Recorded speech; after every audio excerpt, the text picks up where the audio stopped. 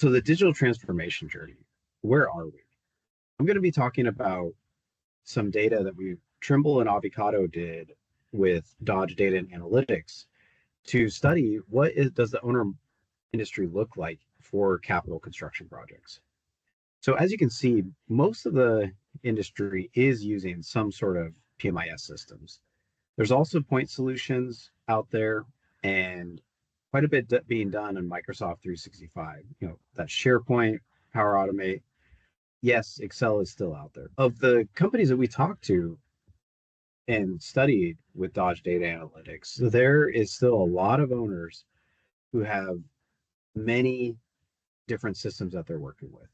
This is expected, and I don't really think this is ever going to change. Like, you're going to have a lot of systems that do different things that need to be brought together. One system for asset management, another for equipment tracking and HR. The list goes on and on.